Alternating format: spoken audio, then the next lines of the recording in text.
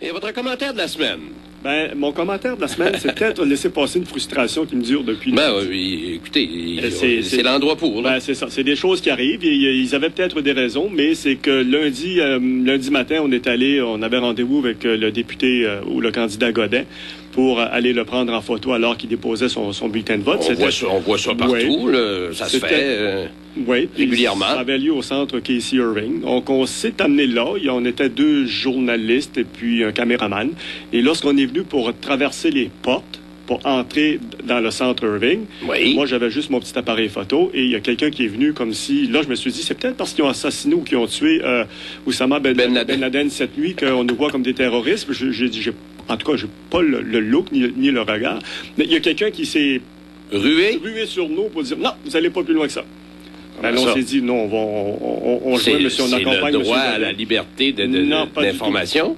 Pas du tout. Et à un moment donné, M. Godin a dit, garde, je vais téléphoner voir ce qui se passe. Et la conclusion de tout ça, écoutez, moi je dis qu'il y a quelqu'un qui a pris son travail pas mal un peu trop au sérieux. Puis M. Godin a réussi à avoir une lettre l'autorisant à être accompagné de membres des médias. Ah oui? Ah oui, mais on ne peut pas aller plus loin que ça. Là. On ne peut pas descendre au niveau de la patinoire. Là. On était... ne peut pas aller où il y a les urnes. Là. Non. On n'a même pas pu se rendre jusqu'au... Et je suis sûr que dans le passé, vous avez déjà fait ça, là, prendre en photo un candidat.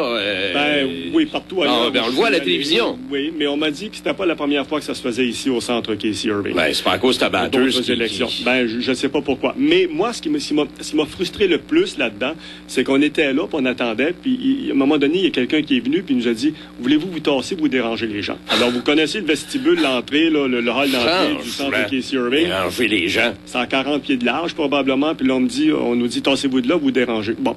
Pendant qu'on était là, il y a un type qui arrive avec ses 2 petits-enfants, qui veut aller juste ouvrir la porte pour montrer à ses enfants à quoi ça ressemble, toute la patinoire transformée en bureau de scrutin. Oui. Ça a été la même chose pour lui. Il a à peine eu le temps de prendre la poignée de la porte. Il y a quelqu'un qui s'est rué sur lui. Puis, mon Dieu, voyons, qu'est-ce que c'est ça? Là, on se disait, est-ce qu'on prend ça en photo plutôt que d'aller prendre M. Godin? J'ai exagéré un petit peu. Alors, on est descendu. Finalement, on a réussi à accompagner M. Godin en bas, mais comme on a traversé les portes de la patinoire, là, il y a 3 personnes qui nous ont crié, puis quand je vous dis crier, là, c'était crier fort, là, qui sont venus nous bloquer là, avec la main, il y a presque eu contact physique, vous n'allez pas plus loin que ça.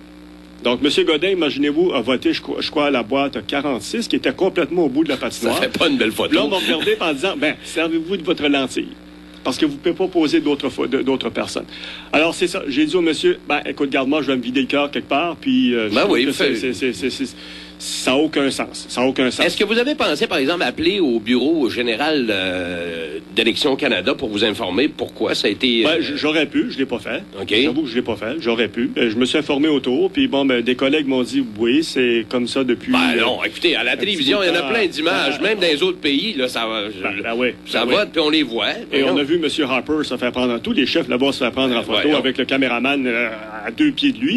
Mais là, on nous dit, vous n'avez pas le droit de prendre personne d'autre en photo. Si on a le droit de prendre Stephen Harper, on a le droit de prendre Yvon Godin. C'est ça. Mais si on avait eu M. Godin à 2 pieds de sa boîte de scrutin, c'est certain qu'il n'y avait pas de risque à ce moment-là de prendre d'autres personnes en photo. Mon Dieu, donc, en tout cas, voilà, je me suis défoulé, puis je trouve ça...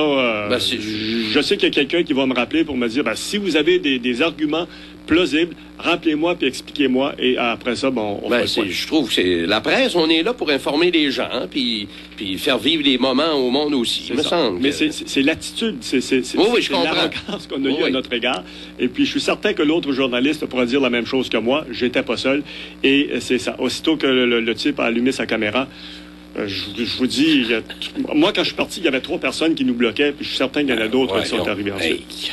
C'est exagéré. Merci Claude. Merci.